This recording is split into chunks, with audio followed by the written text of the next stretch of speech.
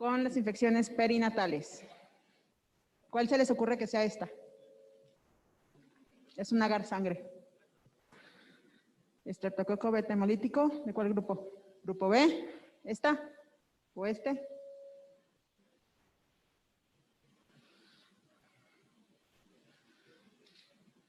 Varicela, herpes. Varicela. ¿Y estas? ¿Mande?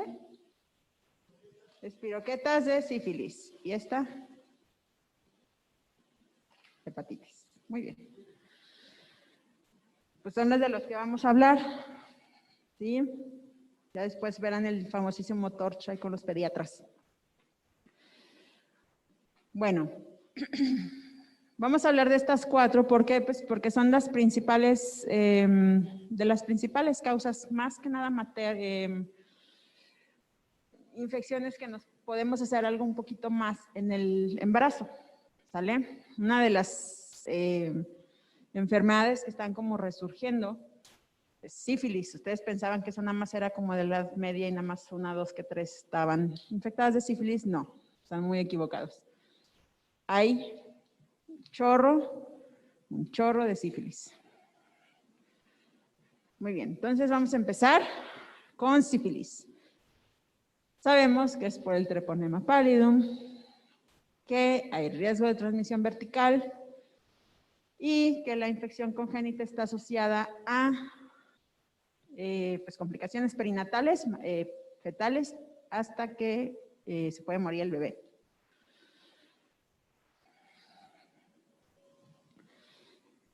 ¿Cómo se transmite? Bueno, se tiene que tener lesiones activas. ¿Vale? Ahí la ulcerita tiene que estar ahí presente para que pueda ser contagiosa. Entonces, las espiroquetas, sí, todos esos como elastiquitos, como resortitos, pasan por contacto directo con mucosas sanas o con laceraciones del nuevo huésped. ¿Por qué se da por qué se da durante la transmisión sexual? Porque todo contacto sexual implica fricción, microlesiones y, por lo tanto, puede ahí haber un puente de comunicación de donde pueden pasar las espiroquetas. El periodo de incubación varía entre 10 y 90 días, con una media de 3 semanas. ¿Cuáles son los factores de riesgo? Pues nivel socioeconómico bajo. Lo ponen en su guía de práctica clínica como menores de 29 años. Sabemos, en general, que las enfermedades de transmisión sexual, ¿en qué población son más frecuentes? En pacientes que iniciaron la vida sexual antes de los 18. Sí, así como el BPH y así como todas las demás. ¿Vale? Entre más temprano sea el inicio de la vida sexual activa, más riesgo de enfermedades de transmisión sexual tenemos. Uso de drogas ilícitas, otras infecciones de transmisión sexual y todo va derivado de lo mismo, más de una pareja en el último año. En general, tener múltiples parejas sexuales tienen más riesgo de infectarse. Muy bien, entonces tenemos a todas las mujeres. ¿A quién vamos a tamizar? A todas. Son como la madre superiora. ¿Sale? Sí saben el chiste, ¿verdad? Bueno, como la madre superiora, dijimos que a todas. Entonces, obviamente si sabemos que es una paciente de alto riesgo, vamos a repetir el tamizaje en el finales del segundo trimestre, iniciando el primer trimestre, y el nacimiento. O aquellas mujeres que no fueron tamizadas, pero que tienen un antecedente de un óbito, también son candidatas a tamizaje. En general, todas las mujeres embarazadas.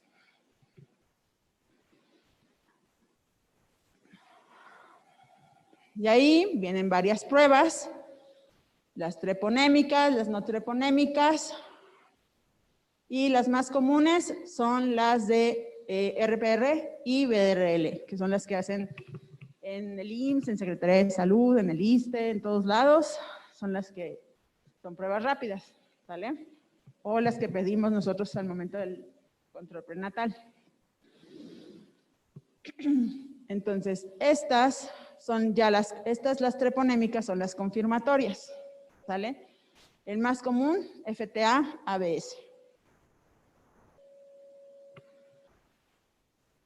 ¿Sí? Muy bien. Ahí tenemos el diagnóstico. Una prueba BDRL con títulos de 1 a 8 o más es positiva. ¿Ok?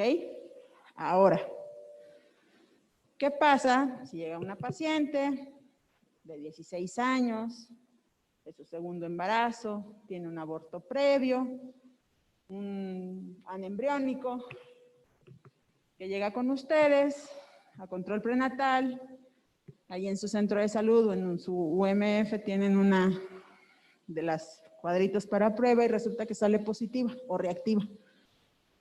¿Cómo saben si sí o si no tiene? Tienes un falso positivo. ¿Qué tienen que hacer? Pedirle un BDRL titulado. ¿Sale? A esa paciente todavía no le pueden decir que tiene sífilis, sino que hay que hacer un estudio confirmatorio porque las pruebitas rápidas son un estudio de tamizaje. Igual que aquellas pruebas que ustedes igual en su centro de salud, donde trabajen, les piden una BDRL y resulta que sale reactiva, aunque sea de laboratorio, tienen que hacer un estudio titulado, porque el estudio titulado también nos va a servir para ir monitorizando a la paciente a que bajen los títulos. ¿Sale? Entonces, de la sífilis hay un chorro de estadios, un chorro. La primaria, que es cuando sale la ulcerita, y puede haber ahí tantita ganglios inguinales. La secundaria, cuando ahí hay un rash, puede haber fiebre, puede haber faringitis, como un cuadro gripal, y luego la latente, que es la sintomática, y luego, pues ya es cuando ya casi que estás súper diseminada, o terciaria, cuando ya tienes alteración cardíaca, neurosífilis y estas cosas. ¿Sale? En general, muchas de las pacientes entran aquí. Ni siquiera se dieron cuenta que el amor de su vida tenía un chancro o que tenía una úlcera, mucho menos que tenía un rash. Bueno, si no se dan cuenta que tenía un rash, menos se van a dar cuenta que lo tiene ulcerado. Entonces, la mayoría las encontramos aquí.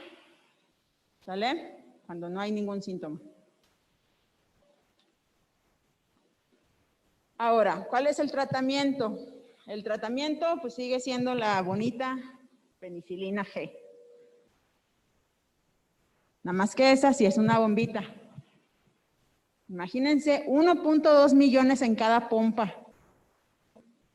Si con la de 800 estabas muriendo cuando estabas chiquitillo, con 1.2 millones, sientes que se te perfora hasta el obturador. ¿Sale? En la latente, vamos a darle 2.4 millones igual en cada pompi, pero esa la vamos a dar por semana hasta cumplir 3 semanas. Entonces, imagínense. Cada semana, 1.200 en cada pompi, para que se acuerden. Aquí el meollo del asunto es que padres, no pasa nada, le doy penicilina y ya se curó, ¿no? Porque hasta eso tiene muy buena respuesta la peni. El problema y el meollo del asunto es cuando es alérgica. Porque a pesar de que la eritro y la ceftra y la citro son buenas opciones, tiene muchísimo mejor tasa de éxito la penicilina G. Entonces, ¿qué hay que hacer en estos casos? Se hace una prueba en la cual tiene que ser hospitalaria de preferencia, en la cual te van a inyectar un poquito de penicilina para ver qué tanta reacción tienes. Y de ahí puedes hacer, pues, de que te salga un rash, a que te hinches de los labios, te hagas un angioedema o de plano te choques, ¿verdad? Por eso tiene que ser hospitalario. Entonces, las opciones en pacientes alérgicas a la penicilina con sífilis es eritromicina, 500 miligramos, 4 veces al día por 14 días. ¿Alguien ha tomado eritromicina? ¿No? Bueno, ¿Clinda? ¿Han tomado Clinda? ¿Qué tal les va con el estómago? ¿Te lo deja hecho pedacitos? Bueno, pues la eritromicina es igual. La ceftria. ¿Alguien se ha inyectado ceftriaxona? ¿No? ¿En la pompi? ¿Qué tal? Dale un chorro, ¿verdad? Ahora imagínense 1 gramo al día por 14 días. Y la citro es la que también igual te perfora, pero nada más es una toma. ¿Sale? Esas son las opciones de tratamiento que tenemos. ¿Cuáles son las metas de tratamiento? Cuando tenemos incremento de 4 veces los títulos no treponémicos, o sea, la BDRL. ¿Sale? Y el éxito es al revés, que disminuyeron 4 veces los títulos no treponémicos. ¿Sí? ¿Cada cuándo le vamos a estar pidiendo los títulos? Cada vez que le pongamos penny, cada 15 días, cada mes. ¿Mande? Cada mes. ¿Sale?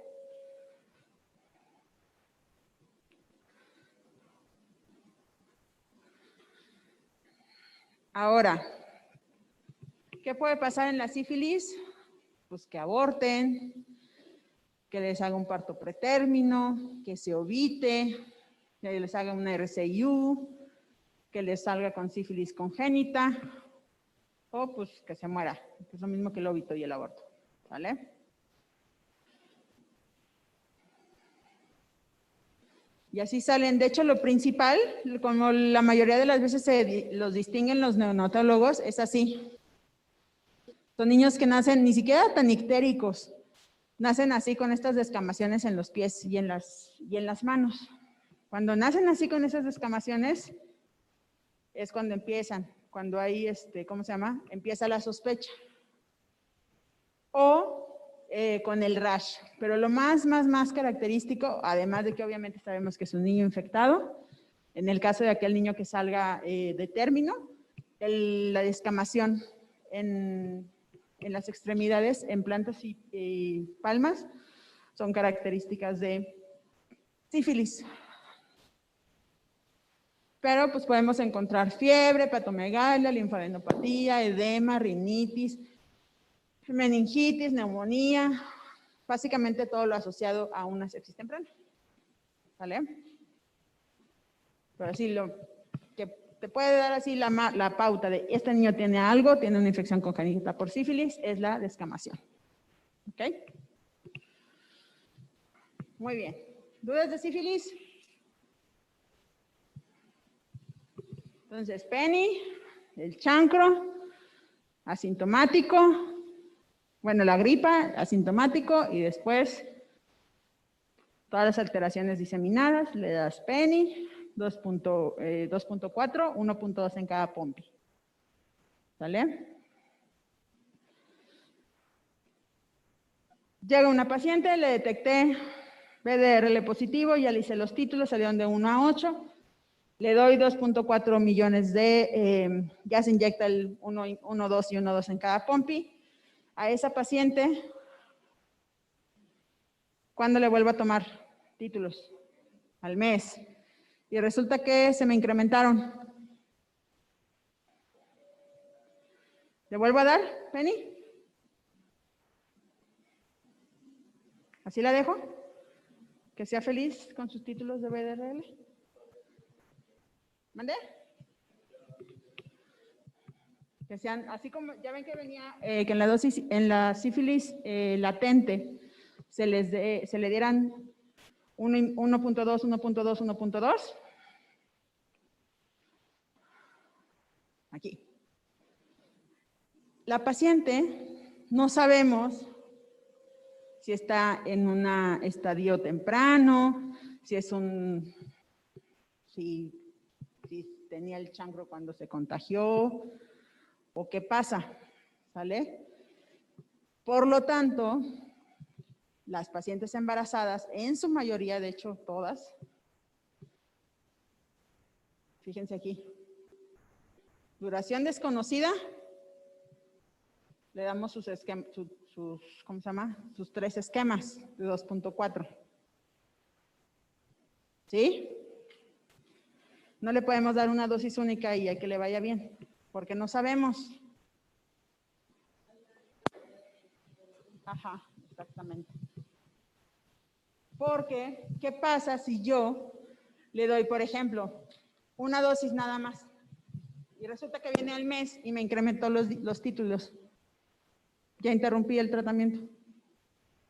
Por eso lo ideal es que estén la toma de 3 dosis y tú ya al mes la cites y ya se debió de haber quitado. Si no, ya empezamos con estudios más avanzados. Si le ponemos una dosis extra, si le ponemos, si se fijan aquí, miren, 18 a 24 millones. Cuando una paciente no responde a un tratamiento de 2.4 millones por 3 semanas, hay que estudiarla si no tiene algún dato de sífilis terciaria. ¿Sale?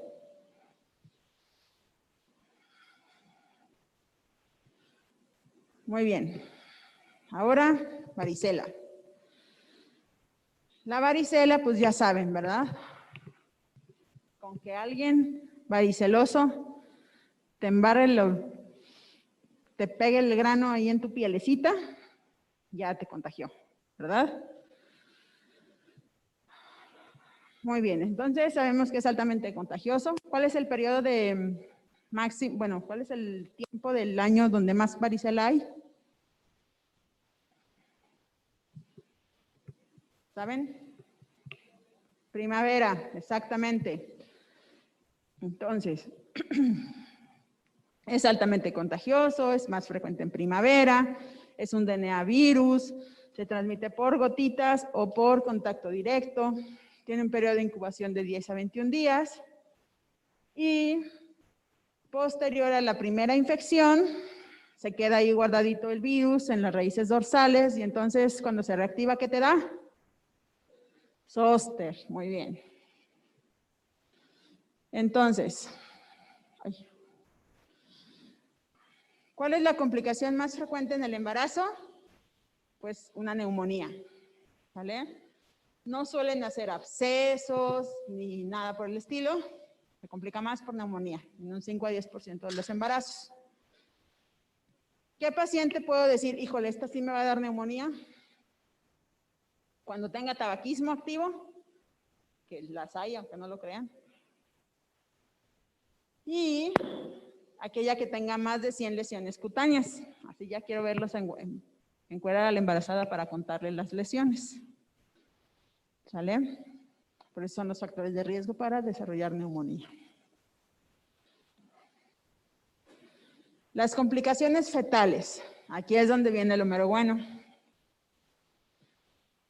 Si tú te contagias durante las primeras 20 semanas, el riesgo es leve de sufrir síndrome de varicela fetal.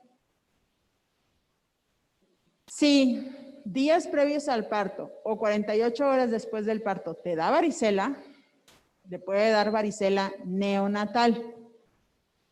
¿Cuál es la diferencia? De esta, sí se pueden morir. Y de esta, pues salen con un chorro de malformaciones. Pero de esta puedes hacer un niño completamente normal, pero se muere. ¿Ok? Entonces, dentro del síndrome de varicela fetal, Puede haber hipoplasia de extremidades, cicatrices cutáneas, atrofia cortical, retraso psicomotor, corioretinitis, microoftalmia o cataratas. ¿Vale? La más frecuente de las oftálmicas son microoftalmia y cataratas. ¿Ok? Y la varicela neonatal, pues es una varicela, pero como fulminante. ¿Vale?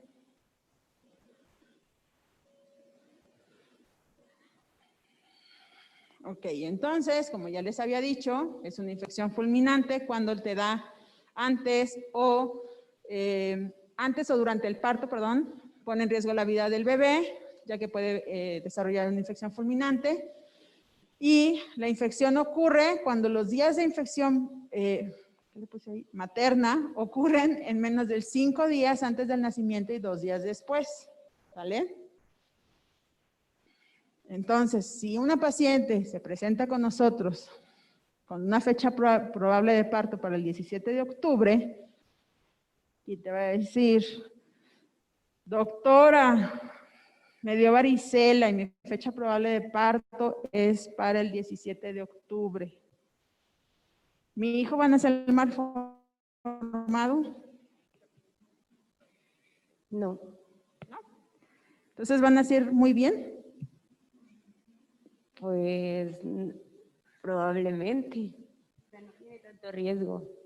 De malformaciones. ¿Y de lo demás? Pues del citelón,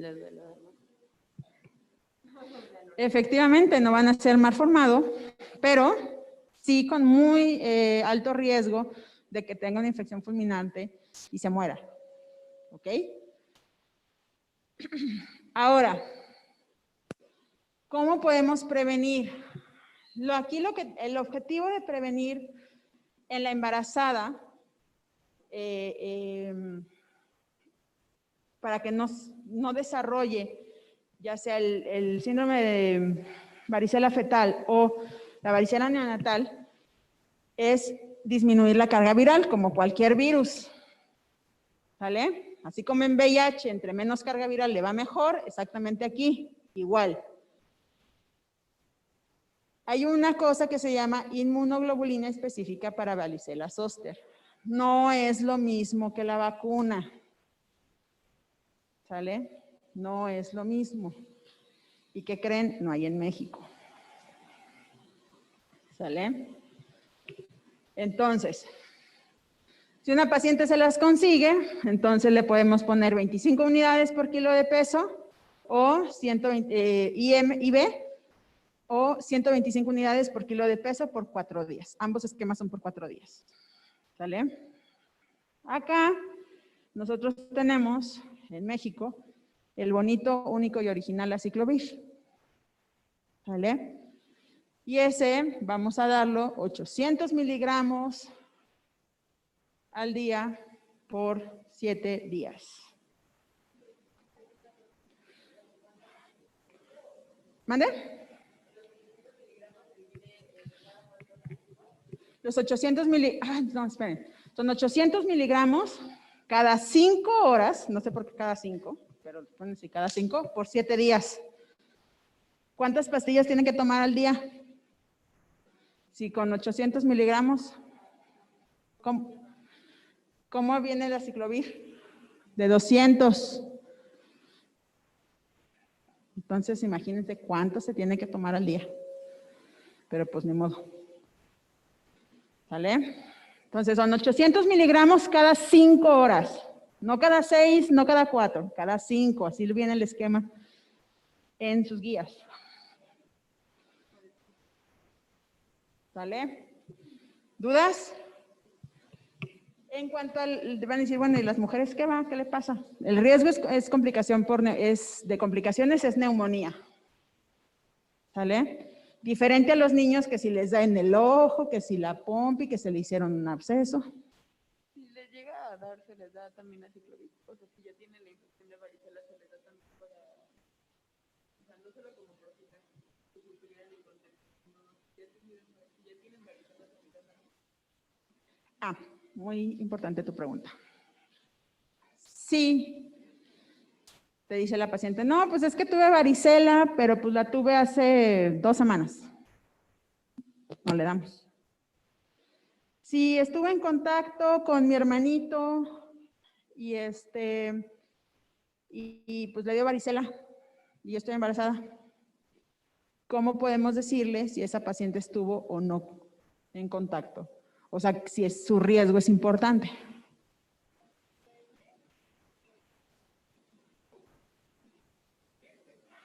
No. Es lo mismo para, por ejemplo, para COVID. Para COVID no es lo mismo si yo estuve así, así yo estuve así, ay, perdón.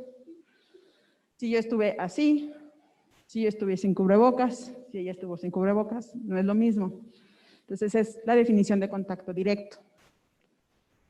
¿Cuál es la definición de contacto directo? Contacto directo es frente a frente, sin ninguna barrera como el cubrebocas. Y obviamente si hubo contacto con las lesiones, o si por ejemplo el niño resulta que fuiste a una comida, el niño andaba corriendo, se subió contigo, jajaja, jijijijiji, lo bajaste, se fueron a su casa y a los 2 días el niño sale con las ronchas. ¿Contacto directo o no? Sí. ¿Sí? No es lo mismo de que el niño estuvo jugando allá, yo estuve en la fiesta aquí, y entonces el niño salió con varicela. Pues no. ¿Sí? La profilaxis se va a dar en aquellas pacientes que tuvieron contacto directo con un paciente con varicela.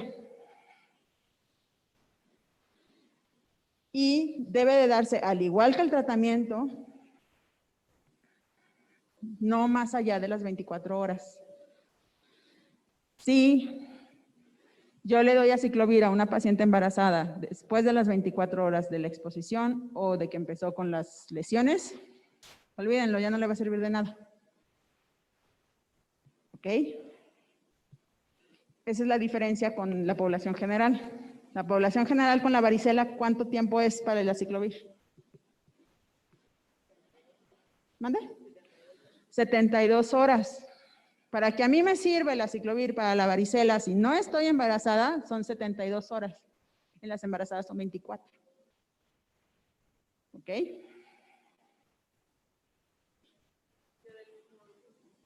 Ajá. En los virus es igual. Así como en influenza le das Tamiflu a todo el mundo. Así, igual. Muy bien. La hepatitis B. Hace poquito fue el día de la hepatitis B. Y alguna ahí tuvieron oportunidad de verlo. La hepatitis B es un DNA virus igual. Se transmite por fluidos y contacto sexual. Puede ser aguda o crónica. Y puede haber transmisión perinatal en pacientes con anticuerpos anti-E positivos hasta el 90%, que es cuando está la infección activa o aguda. ¿Sale?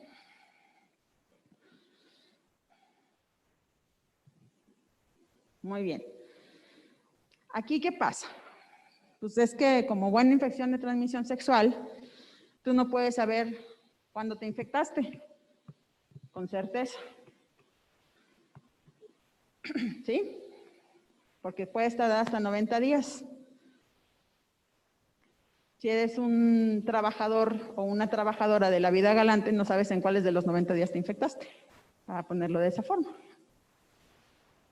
¿Vale? Entonces, primero, puede haber un cuadro gripal que se autolimita y más o menos 2 semanas después empieza el virus a crecer en el hepatocito. Y ahí es donde empieza todo el relajito. Y de ahí de que está el hepatocito, puede llegar a progresar hasta causar una lesión hepática, pues de mucha variabilidad de intensidades. Desde anorexia, náusea, dolor en cuadrante superior derecho, hepatomegalia, coliuria. En el laboratorio lo pueden encontrar más que nada por elevaciones de TGO y TGP hasta 1000. Y a lo mejor todavía no te alcanza a hacer ictericia, Y las bilis no tienen un ascenso tan rápido como la TGO y la TGP, sino que van más despacito. En una embarazada, ¿cuál va a ser el diagnóstico diferencial? Puede ser una colecistitis litiásica por el dolor, por la coliuria, un HELP por la elevación de las transaminasas, un hígado graso del embarazo. ¿Qué otras se les ocurre? Que no es obstétrica. Una coledocolitiasis. ¿Qué más? ¿Qué más se les ocurre que pueda aumentar la TGO y la TGP y también las bilirrubinas en el embarazo? Que las pacientes se ponen amarillas y les da mucho comezón. Colestasis intrahepática del embarazo. ¿Sale? Esos son los diagnósticos diferenciales. Y estos son los bonitos anticuerpos y los antígenos. El antígeno de superficie, los anticuerpos totales anticore, los IgM, los anticuerpos antígeno de superficie. ¿Y cuál es la que más nos interesaría a nosotros? Este de aquí. ¿Sale? Si tenemos una infección aguda, obviamente sabemos que la IgM va a ser positiva. ¿Sale? Si la infección aguda está en resolución, sabemos que la IgM nos puede salir positiva y los anticore pueden salir positivos. Al fin y al cabo todavía estamos cargando un poquito de la infección aguda. ¿Ok? Y la infección aguda todavía tenemos el antígeno de superficie. ¿Sí? Si todos nos salen negativos, pues sabemos que no. Que nunca estuvo infectada, ¿verdad? Ahora, lo particular de la hepatitis B es que si nos da y salimos, nos causa inmunidad. ¿Cómo podemos saber si causamos inmunidad? Porque tenemos anticuerpos antiantígeno de superficie positivos. ¿Sí? Si tenemos ya una infección crónica, tenemos el antígeno de superficie y los anticuerpos totales anticore están positivos. Sin embargo, si se fijan, la IgM ya se negativizó. ¿Por qué? Porque es una infección crónica. ¿Sí? Este es para todos, de hecho para toda la hepatitis B, no es para nada más las embarazadas, la hepatitis B en general. ¿Sí? Así podemos nosotros saber en qué estado está nuestra paciente. ¿Cómo nos podemos dar cuenta que una paciente tiene hepatitis? Porque las transaminasas no son parte de los laboratorios prenatales normales. ¿Cómo en qué paciente nos podríamos dar cuenta que tiene un cuadro de hepatitis B? Porque es bien fácil que la paciente llega con hepatomegalia y llega amarilla. ¿Qué pacientes podemos decir, híjole, como que esta tiene hepatitis?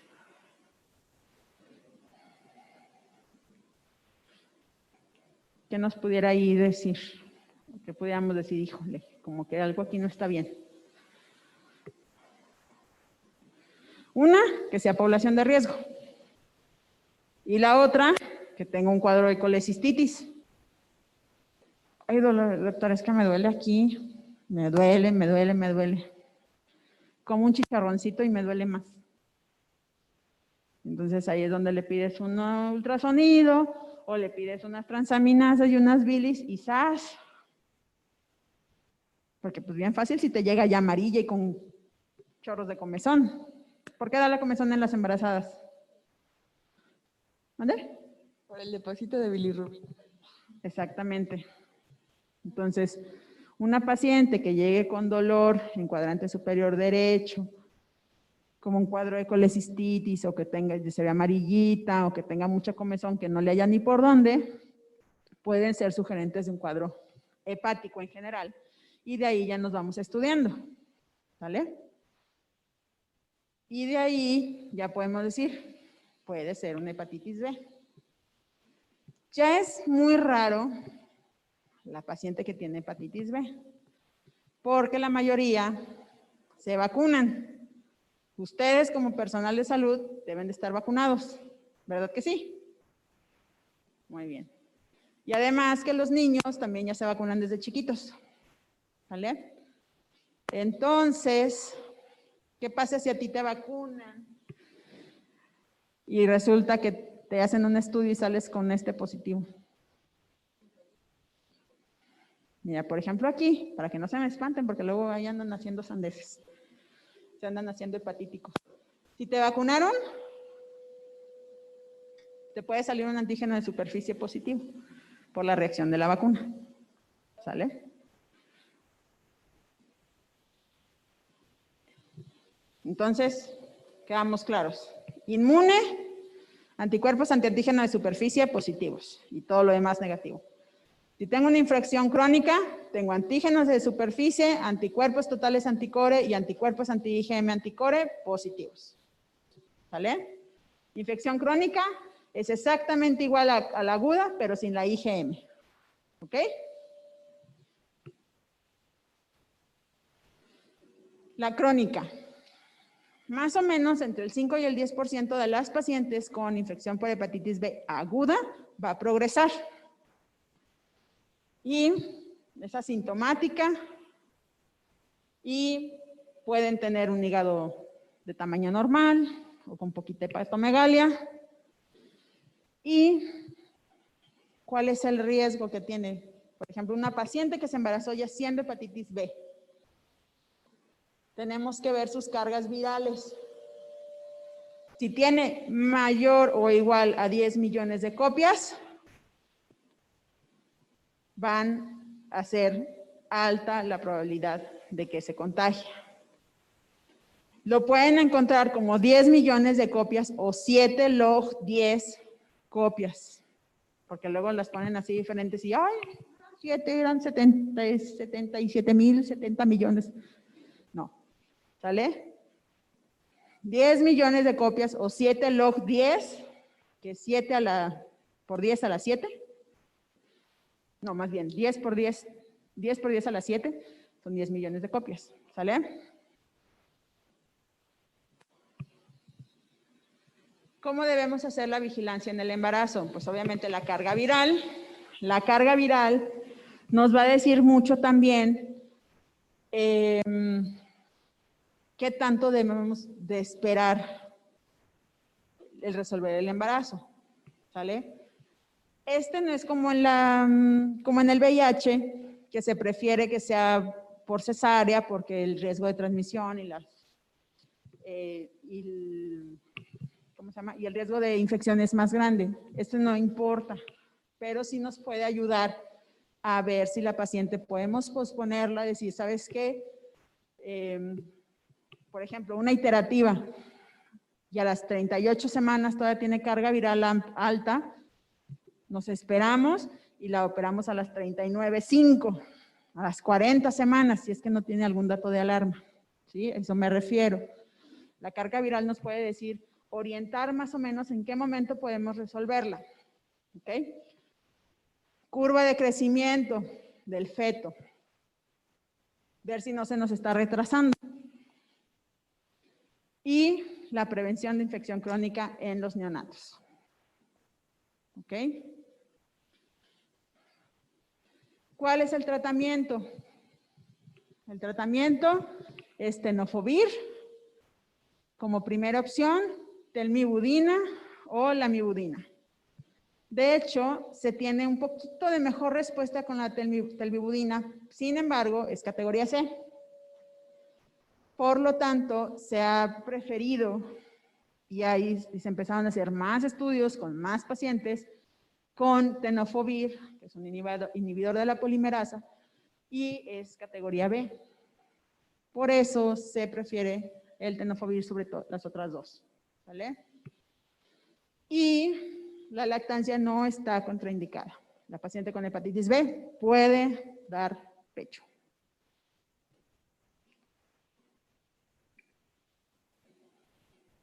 ¿Sí? ¿Me siguen? Ya acabamos hepatitis B. Mande.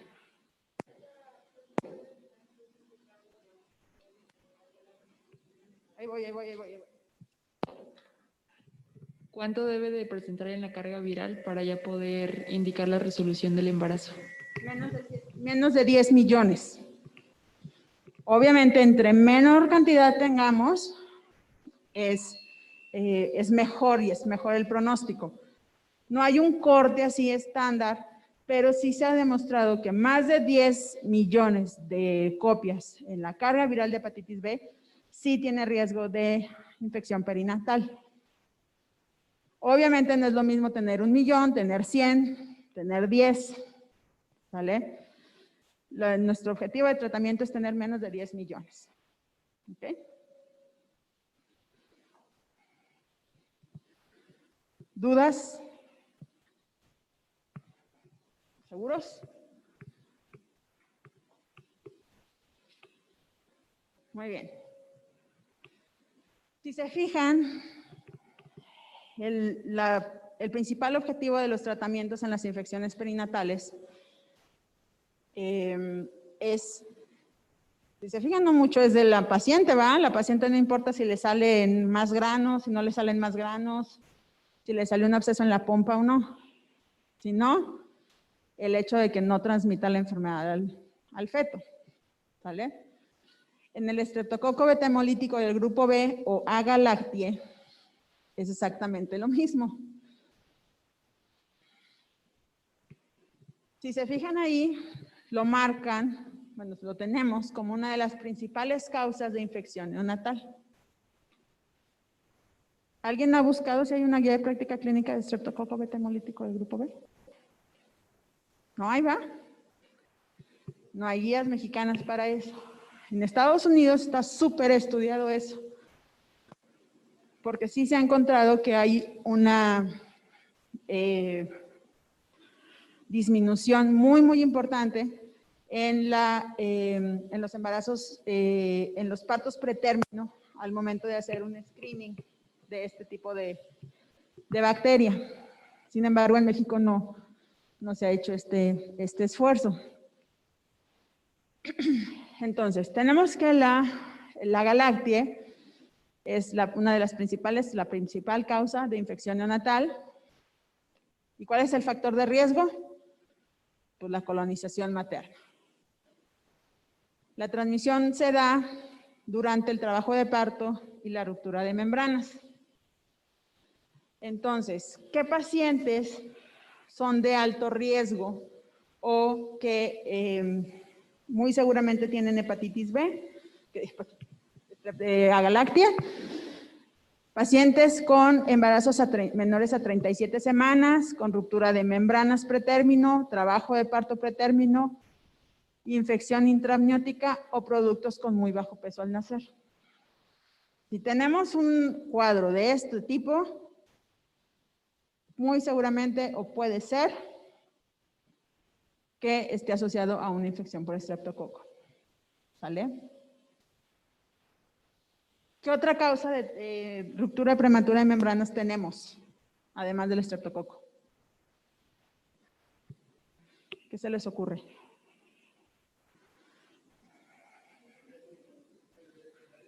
No. Ruptura de membrana. Ajá. Pretérmino.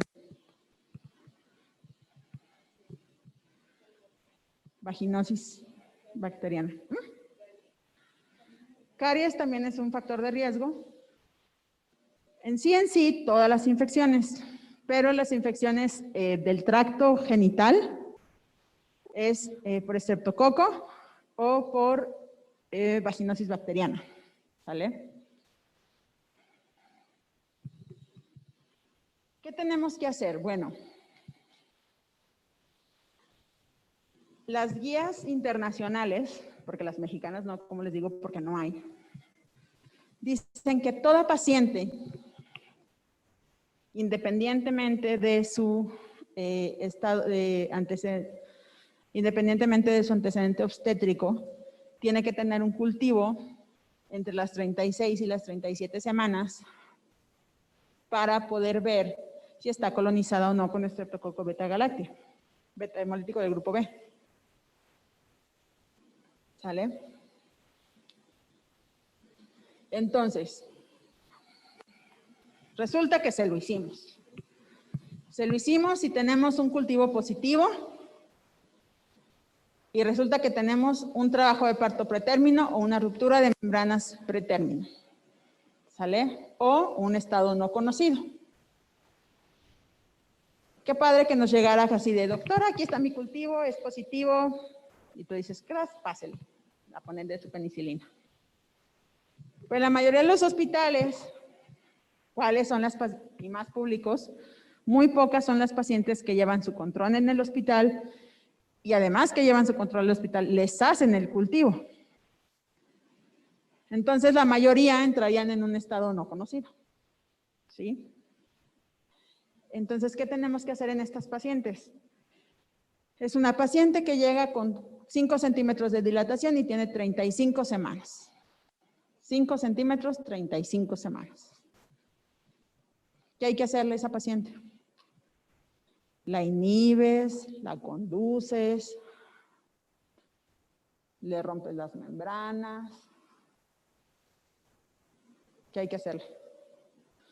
¿Le pones antibiótico? ¿No le pones antibiótico? Tiene 30. ¿Ya debe hospital con el cultivo? No, llegó así. Ya vino el tuvo dolor. Nada más que mi fecha probable es para dentro de 6 semanas. Ajá, no rompió membrana, no me ha salido líquido, doctor. Tiene 5 centímetros. Ajá, 35 semanas. ¿Se inhibe? ¿Con 5 centímetros? La conduces. ¿Le pones o no antibiótico?